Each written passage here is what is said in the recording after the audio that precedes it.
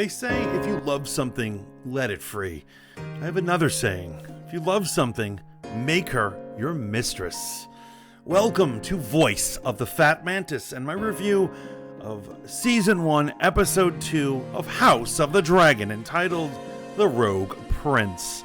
My opening words, of course, were to discuss the king and, more importantly, Alicent in regards to everything going on this episode. A lot of people think that we like Game of Thrones because it's about violence or disgust or deviant behavior, and those things are titillating, very HBO type ingredients into a show, but that's not why we love this show.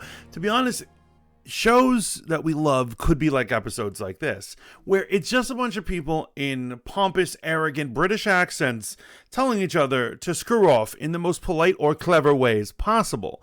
That's pretty much what this episode was, and yet it was a delight from beginning to end. And we're going to get into all the details, but first I need you to like, share, and subscribe to Voice of the Fat Mantis. I need your support so I can support you with all these good reviews and breakdowns. Now let's get into it.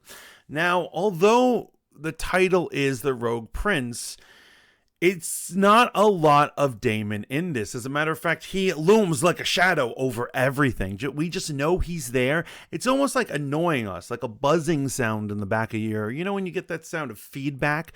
Like a TV is on somewhere in your house, you just don't know where.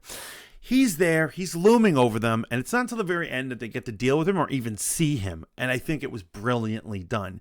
Now, the first half, or majority, should I say 2/3 of the episode, talk about how the king is totally incompetent to run the kingdom.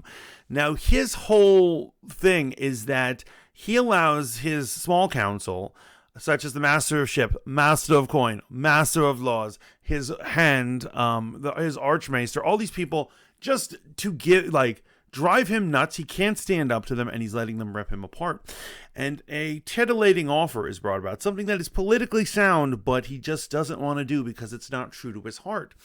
What it is the master of ships, nicknamed the Sea Snake, Lord Valerian, asks him to take his daughter as his wife. Now, it's been 6 months since he's lost his daughter, and he doesn't have a male heir, and there's talks that he's weak because he has a female heir. You know, this ancient old world misogyny looming over everything.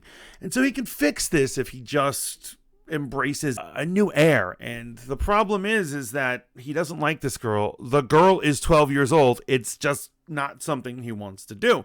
Now, in truth, we all know in his heart of hearts, he's secretly sleeping with the 16-year-old Alicent, and she's far more beautiful and interesting and, well, not a child. And that's who he really wishes to be his bride. Now, ultimately, by the end of the episode, he does something very stupid. Now, I'm going to say something that is absolutely going to get me kicked off of YouTube, but it has to be said in order to review this episode. The king should have married the Pardon that technical difficulties we're having. I was talking to some producers and some friends, and they don't want me to finish that statement. The point is, Lord Valerian's daughter should have been his wife. Now, what I'm saying, I'm not suggesting him do something depraved, but politically it's a stronger move. He should have made his wife, not touched it, not hit it, been a gentleman as far as gentlemen can be in that ancient day, and actually just kept the real love of his life, Alicent, on the side. And this is like they do in France. Your wife gets to be queen, but she gets nothing else. And your mistress gets your heart and your time and your fun and all the good presents. He could buy Alicent all the things that she wants, but marrying her, making an alliance with the Hightowers, people who already kiss his ass, is a meaningless thing. And in that one stroke, that will be the end of this king. I give him another 2 or 3 years of life at best. Right now, they're vultures picking at his bones. See how long that lasts. Now, going into something else I got to bring up. They finally do a theme song. This is very common. Pilots don't have theme songs. They wait to develop it for the next episode. And they create a theme song and an opening. And to my chagrin, it was just the Game of Thrones music all over again. Now, this is not well done. Now, I want to point out, in the countless age of spin-offs, they almost never use the same song. They might never use the same song. Let's look at Star Trek. Star Trek, the original series, had a very zany, fun song to it. But Next Generation had its own contemplative song in it. And Voyager had one that embraced exploration and adventure. And Deep Space Nine ended up having one that was more contemplated. It talked about the great nature of the world and spirituality, just as this series did. It is very important for a series to have its own unique, not even intro, but I would say music. And I think they failed by just rehashing Game of Thrones. Essentially, HBO wants this to be more episodes of Game of Thrones. And I'm not about that life. Even the beginning, it turns out what is happening is you see a river of blood falling through the chambers and eventually the streets of a model city. The city turns out to be Old Valeria, and that's a model the king is working on in his house. That's what the beginning is. And as the rivers of blood flow by, they're unlocking sigils, and I can't even identify these sigils. This is not as poignant as Game of Thrones chess pieces on an elaborate three-dimensional chessboard, where each setting has its own thing, almost like it's Monopoly on crack. It's just not masterfully done. I don't love it. We're going to have to tolerate it. It is what it is. I just wish they had went with the original and tried to make this show at least somewhat of its own voice.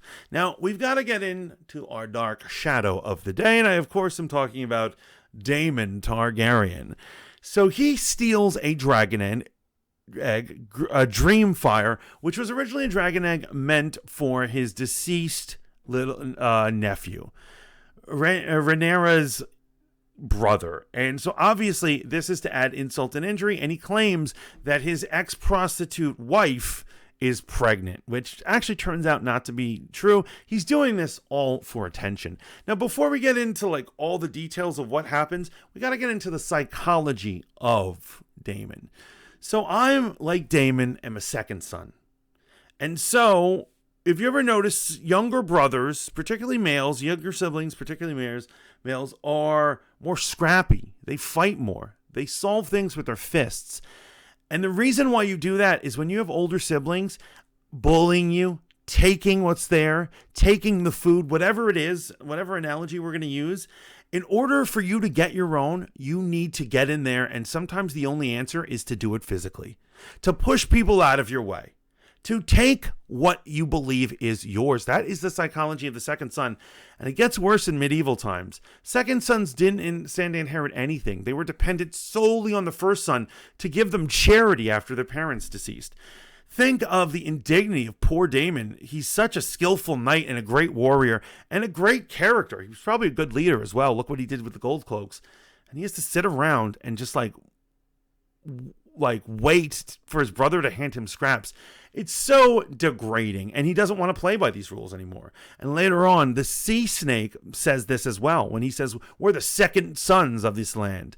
Absolutely he is. And so when thinking about Daemon or any other second son, maybe you have a second son of your own as a child, think about why they might be a little more scrappy or rebellious. Because it's like that. And I got to say, it's true. My brother was given everything in life. Therapy alert.